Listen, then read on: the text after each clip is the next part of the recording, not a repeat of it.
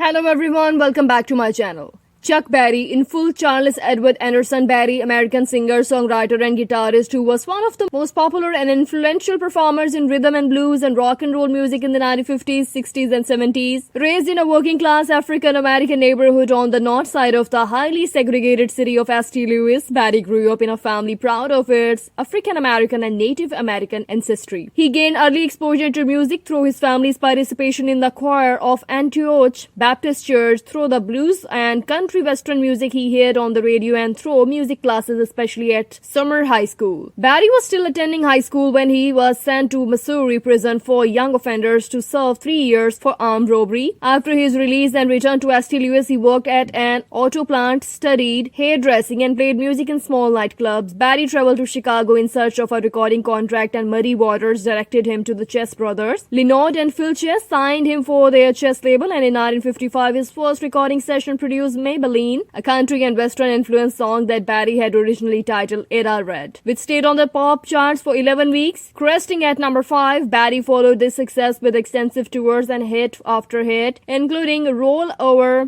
Beethoven 1956, School Day 1957, Rock and Roll Music 1957, Sweet Little 16 1958, Johnny Be Good 1958, and Reading and Rocking 1958. His vivid descriptions of consumer culture and teenage life, the distinctive sounds he caused from his guitar, and the rhythmic and melodic virtuosity of his piano player Johnny Johnson made Berry's songs staples in the repertoire of almost every rock and roll band. All the peak of his popularity, federal authorities prosecuted Berry for violating the Mann Act, alleging that he transported an underage female across state lines for immoral purposes. After 2 trials tainted by racist overtones, Berry was convicted and remanded to prison. Upon his release, he placed new hits on the pop charts, including No Particular Place to Go in 1964, at the height of the British invasion, whose prime movers, the Beatles and the Rolling Stones, were hugely influenced by Berry, as were the Beach Boys. In 1972, Berry achieved his first #1 hit, My Ding-a-Ling. Although he recorded more sporadically in the 1970s and 80s, he continued to appear in concerts, most often performing with backing bands comprising local musicians. Berry's public visibility increased in 1987 with the publication of his book Chuck Berry, the autobiography, and the release of the documentary film Hail Hail Rock and Roll, featuring footage from his 60th birthday concert and guest appearances by Keith Richards and Bruce Springsteen. Berry is undeniably one of the most influential figures in the history of rock music in helping to create rock and roll from the crucible of rhythm and blues. He combined clever lyrics, distinctive guitar sounds, boogie-woogie rhythms, precise diction, an astounding stage show, and musical devices characteristic of country western music and the blues in his many best-selling single records and albums. A distinctive, if not technically dazzling guitarist, Berry used electronic effects